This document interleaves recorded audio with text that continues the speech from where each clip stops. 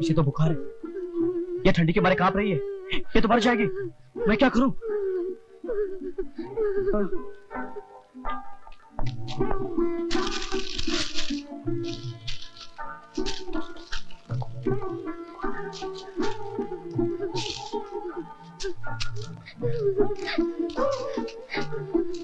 हे भगवान, ये तो अब तक कांप रही है, मैं क्या करूं?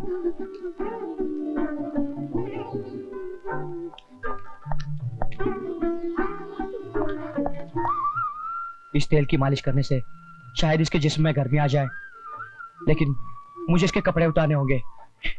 हे भगवान, मेरी नियत में कोई खोट नहीं है, मुझे माफ कर देना।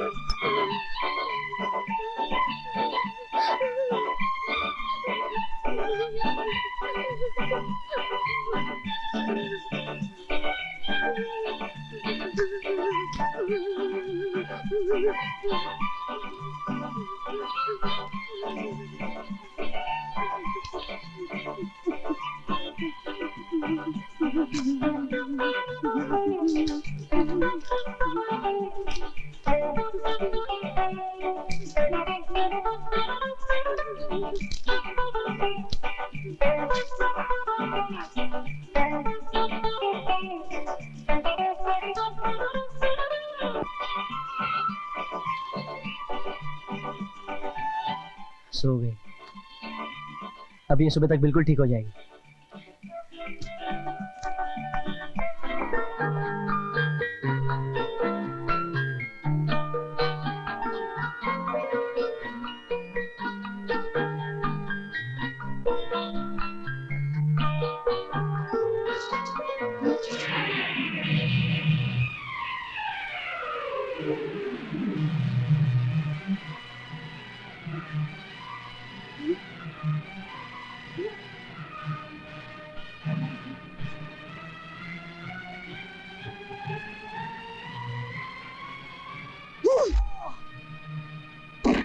हरामजादे, बोल तूने ऐसा क्यों किया? बोल। मेरी बेहोशी का फायदा उठाकर तूने मेरे कपड़े उतारे, इज्जत लूटी। बोल तूने ऐसा क्यों किया? बस बस बसंती बस, अगर मेरा हाथ टूट गया तो तेरे बदन के टुकड़े टुकड़े हो जाएंगे, समझी? अरे टूटने फूटने से कौन डरता है रे? जिंदगी तो एक फिल्मी गाने की तरह है, गाना शुरू ढोल ताशे बजते हैं, ढम ढम ढम, गाना खत्म जिंदगी खत्म। तूने मेरी इज्जत लूटी है रे, मैं तुझे मार डालूंगी और खुद भी खत्म हो जाऊंगी, क्योंकि जिसकी इज्जत लूट जाती है उसके जीने का क्या फायदा रे? मुझे नहीं मालूम था कि तुम इतने एहसान फरामोश हो। अरे तुम ठंडी के मारे मर रही थी तुम। मैं तुम्हें उठाकर यहाँ लेके आया, घास की आड़ लेकर मैंने तुम्हारे कपड़े उतारे जो तुम्हारी जिंदगी के लिए बहुत जरूरी था। फिर मैंने आंखें बंद करके तुम्हारे बदन की मालिश की और तुम जिंदा बच गई। यह भी तुम्हारी जिंदगी के लिए बहुत जरूरी था। सुनो, जब जख्म लगता है तो ठीक होने तक बहुत दर्द होता है। अरे इज्जत का लूटना तो वो घाव होता है जो दिल और दिमाग को दहकता हुआ लावा बना देता है। पूछो अपने बदन से, क्या वो कहीं से घायल हुआ है?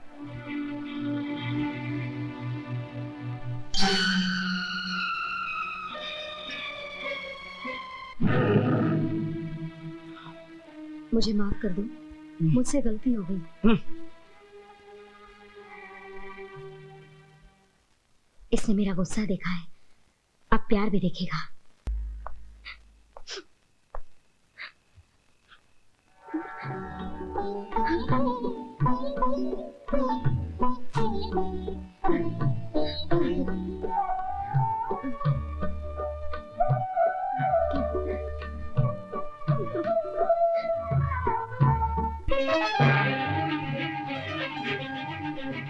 क्या बकवास कर रहा है तू? तू मेरी जानी दुश्मन बसंती के साथ शादी करना चाहता है? भाई साहब, मैं आपको रेगिस्तान में उगे हुए उस पेड़ की तरह समझता था जो धूप में जलते लोगों को छाया देता है, मगर बसंती से मिलने के बाद मुझे पता चला है कि आप उस कांटे के पेड़ की तरह है जो लोगों के कलेजों को छलनी करता है। झूठ बोलती है बसंती। उसकी बातों में छल कपट कूट कूट कर भरा है। लेकिन छोटे, तेरे को उसकी बात पर यकीन कैसे आ गया? कल तक मैं झूठ की हवा में तैर रहा था। जब बसंती मिली, सच की जमीन से मेरे पैर टकराए, समझ में आ गया कि हकीकत क्या है। यहाँ खड़ा खड़ा मेरा मुंह क्या देख रहा है? जा, बसंती नाम की जमीन के साथ जाके लिपट जा, लेकिन मैं उसे जान से मार दूंगा। और याद रखना, अगर तू दीवार बना तो छोटे, तुझे भी नहीं छोड़ूंगा। बसंती से मैं बहुत प्यार करता हूँ, दीवार तो मुझे बनना ही पड़ेगा। इसे मारेगा एड़ा डाकू। ओ माई, कोई है? बहुत बड़ी जोर की भूख लग रही है, कोई एक दो निवाला देगा? ओ माई, कोई है? लगता है खाना मिल गया। रोटी खाओगे बाबा? रोटी नहीं, मैं बोटी खाता हूँ, बोटी। छोड़ दो मुझे, छोड़ो। मेरी पत्नी की इज्जत लूटना चाहता है। हमें खोपड़ी फाड़ दूंगा। मत मारो इन्हें, ये मेरे पति है, मत मारो। ये तुम्हारे पति है? तो फिर तुम साड़ी उतारो, नहीं तो मैं इनको मार डालूंगा। है?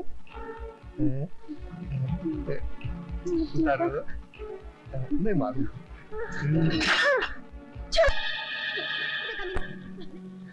अरे वाह, पहले तेरा नाम तो बता, काले कपड़ों वाली हसीना।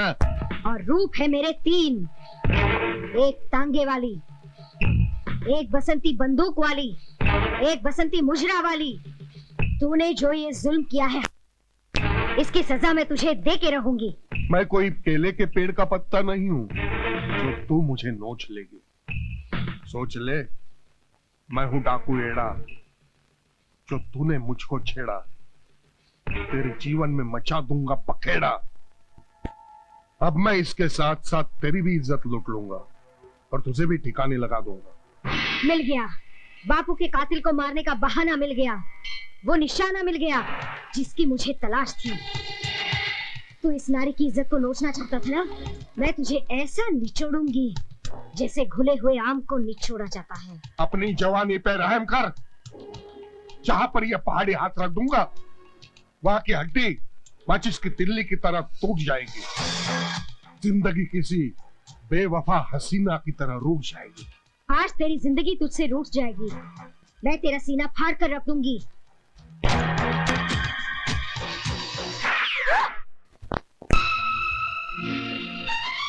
प्रभु, आखिर तूने मेरे बाप के कातिलों को नरकवासी बनाने के लिए तूने बहाना बनाना शुरू कर दिया। अगर तू न होता तो ये महाभारत कौन रचता? और अगर तू महाभारत नहीं रचता तो हमारा भारत तबाह होने से कैसे बचता?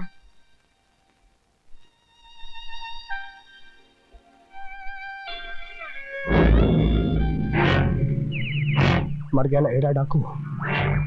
क्या चील की तरह लपकता था, क्या भाड़ की तरह भड़कता था।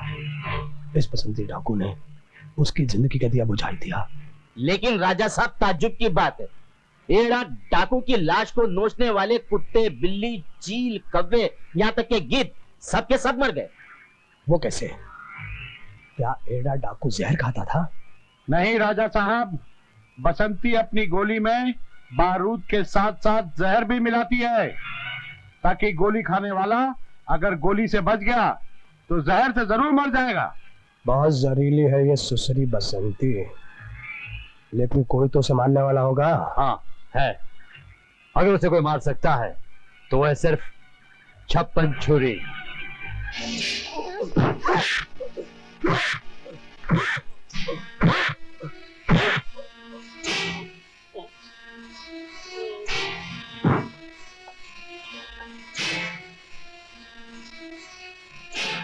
जिसने मुझ पर डाली नजर बुरी, समझो उसकी लाश गिरी।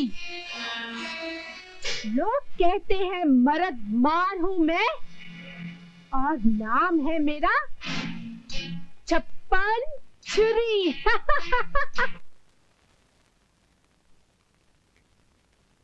गुड मॉर्निंग सर, आपने मेरे को बुलाया? लाशों पर लाशें गिर रही हैं और तुम क्या कर रहे हो? सर, क्राइम और कैंसर का कोई इलाज नहीं है, दोनों सी से आता है। मैं तो बोलता हूं मुजरिम को पकड़ो और डायरेक्ट शूट करो, बाकी अदालत, कोर्ट कचहरी, कानून, सबूत, गवाह, ये सब फालतू है। हवलदार, गिरफ्तार कर लो इसे। सर, मेरे को क्यों गिरफ्तार कर रहे हैं? खबर मिली है कि तुम भवानी शंकर के खानदानी गुलाम हो। आपके पास कोई सबूत है, कोई गवाह है? जिस तरह डूबते को तिनके का सहारा काफी होता है, उसी तरह बेगुनाहों को बचाने के लिए गवाह और सबूत की जरूरत पड़ती है। बात समझ में आ गई हो तो जाओ और छप्पन छुरी को गिरफ्तार करो। Sorry sir. Okay sir. अरे ओ छप्पन छुरी, गोली चलाने और लाश गिराने के लिए तैयार हो जा। अरे ये मर्द मार लाश गिराने को हमेशा तैयार रहती है। नाम बोल, नाम। बसंती है उसका नाम, बसंती। कांटेदार मछली है, पूरे 5 लाख मिलेंगे मारने के। अरे वो झूठ है, मैं सच हूँ। वो मछली है, मैं मगरमच्छ हूँ। उसे ऐसा उड़ाऊंगी जैसे बीड़ी का धुआं उड़ाया जाता है। क्या? मारने से पहले उसे माँ का दूध याद दिला देना, तो हो गई बात पक्की। हाँ, पक्की। छोड़ो, आज मैं तेरे बच्चे को छोड़ो जिंदा नहीं मुझे। छोड़ूंगा। आज तू बचेगी? ये ले।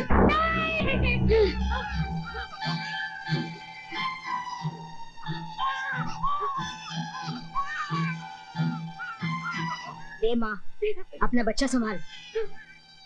मैं कहता हूँ रुक जा। ए, चल। ए काले कपड़े वाली गुड़िया, बीच में से हट, नहीं तो तेरा पेट जाएगा फट। तू अब तक फट जाता, मिट जाता, अगर ये ख्याल ना होता कि तेरे मरने के बाद तेरे बीवी और बच्चों का क्या होगा। अच्छा, तो माँ को दूध पिलाने दे, माँ की जगह तू आ जा और मेरे सीने में समा जा। उसके बाद तुझे भी मेरे बच्चों की अम्मा बनना होगा और मेरे आंगन के कुएं से सुबह शाम पानी भरना होगा। पानी? तेरी जवानी का पानी बड़ा जोर मार रहा है क्या? अब देख इस जोर को मैं कैसे कमजोर करती हूँ। अरे औरत के पास इतना जोर कहाँ जो एक मर्द को कमजोर बना दे। मत भूल, मर्दों को जन्म औरत ने दिया। अब तू सवाली बनकर भीख मांगेगा और भीख में तुझे मौत मिलेगी, मौत।